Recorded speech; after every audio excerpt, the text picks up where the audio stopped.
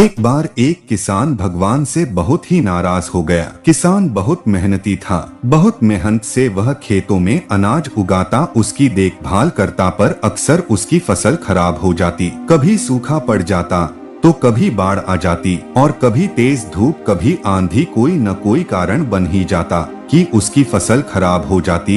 एक दिन वह किसान गुस्से में आसमान की ओर देखकर भगवान से कहा, हे ईश्वर, आपको लोग सर्वज्ञता मानते हैं कि आप सब जानते हैं, कहते हैं कि आपके इच्छा के बिना एक भी पत्ता नहीं हिलता, पर मुझे तो लगता है कि आप छोटी सी छोटी बात भी नहीं जानते। आपको तो ये भी नहीं पता कि खेती बाड़ी कैसे करते हैं। अगर आप जानते होते तो हर समय जो बाढ़, आंधी और तूफान आते रहते हैं वो कभी नहीं आते। आप नहीं जानते हैं कि कितना नुकसान उठाना पड़ता है हम किसानों को। यदि आप मेरे हाथ में यह शक्ति दे कि जैसा मैं चाहूँ वैसा मैं मौसम कर दूं, फिर आप देखना मैं अन्न के भंडार लगा दूंगा। भगवान इस किसान के विरल वाक्य सुनकर मुस्कुरा रहे थे और वह किसान के सामने प्रकट होकर बोले, मैं आज से तुझे यह शक्ति देता हूँ कि तुम अपने खेतों में तुम्हारी जैसी इच्छा हो तुम वैसा मौसम कर दोगे। मैं बिल्कुल भी दखल नहीं दूंगा, तुम्हारी इच्छा से सब कुछ होगा।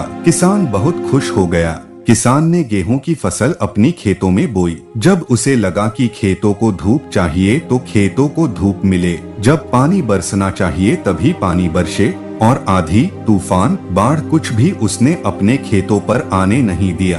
किसान के खेत में इस वर्ष ऐसी फसल हुई जैसी कभी नहीं हुई थी। हरी भरी लहलहाती फसल। मन ही मन वह बहुत खुश हो गया और सोचने लगा, अब सबूत के साथ दिखाऊंगा भगवान को कि इसे कहते हैं शक्ति का सही उपयोग करना। मेरी सफलता देखकर उन्हें अपने नियम जरूर बदलने पड़ेंगे। कुछ दिन गुजरे, फसल कटने को तैयार हो गई। किसान बहुत उत्सुकता के साथ अपनी फसल को काटने लगा, पर जैसे ही उसकी नजर गेहूं की बालियों पर गई तो उसने अपना सिर पकड़कर बैठ गया और वह रोने चिल्लाने लगा। गेहूं की एक भी बाली के अंदर गेहूं का दाना नहीं था, सारी बालियां अंदर से खाली थीं। किसान बहुत दुखी हो गया। उसने भगवान को रोते हुए फिर पुकारा, हे प्रभु, तुमने ये मेरे साथ क्या किया? क्या तुमने मुझे कोई सजा दी है? भगवान बोले, पुत्र, ये तो होना ही था। तुमने पौधों को संघर्ष करने का मौका ही कहाँ दिया? ना तो तुमने उन्हें आंधियों से जूझने दिया, ना तेज बारिश से सहने दिया, और ना ही धूप में तपने दिया। एक भी चुनौती का सामना तुमने उन्हें नहीं करने दिया। इसीलिए सारे पौधे अंदर से खोखले रह गए।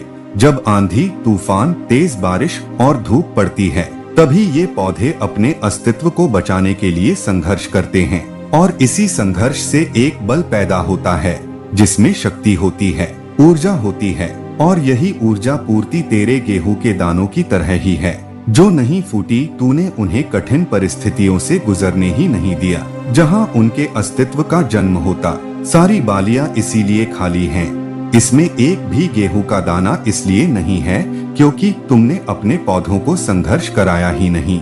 याद रखिए, स्वर्ण में सवर्णीय आभा तभी आती है जब वह आग में तपने, गलने और हथौड़े से पीटने जैसे संघर्षों से गुजरता है। कोयले का टुकड़ा हीरा तभी बनता है जब वह उच्च दाब और उच्च ताप की मुश्किल परिस्थितियों से गुजरता है। इसी तरह यदि हमारी जिंदगी में कोई संघर्ष ही ना हो, कोई चुनौती ही ना हो, तो हम भी गेहूं की बालियों की तरह खोखले रह जाएंगे जहां उनके अस्तित्व का जन्म होता। सारी बालियां इसीलिए खाली हैं। इसमें एक भी गेहूं का दाना इसलिए नहीं है क्योंकि तुमने अपने पौधों को संघर्ष कराया ही नहीं। याद रखिए, स्वर्ण में सवर्णीय आभा तभी आती है जब वह आग में तपने, गलने और हथौड़े से पीटने जैसे संघर्षों से गुजरता है। कोयले का टुकड़ा हीरा तभी बनता है जब वह उच्च दाब और उच्च ताप की मुश्किल परिस्थितियों से गुजरता है। इसी तरह यदि हमारी जिंदगी में कोई संघर्ष ही ना हो, कोई चुनौती ही ना हो, तो हम भी गेहूं की बालियों की तरह खोखले रह जाएंगे।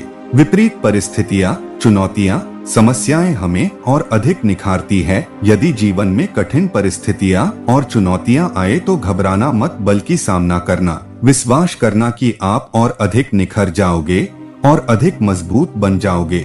किसी ने सही ही कहा है, जिंदगी जीना आसान नहीं होता, बिना संघर्ष कोई महान नहीं होता। जब तक ना पड़े हथौड़े की चोट तब तक पत्थर भी भगवान नहीं होता। हमें उम्मीद है कि हमारे द्वारा दी गई जानकारी आपको पसंद आई होगी। मैं आपसे निवेदन करता हूँ कि हमें लाइक और हमारे चैनल को सब्सक्राइब कर हमें भी सपोर्ट करें।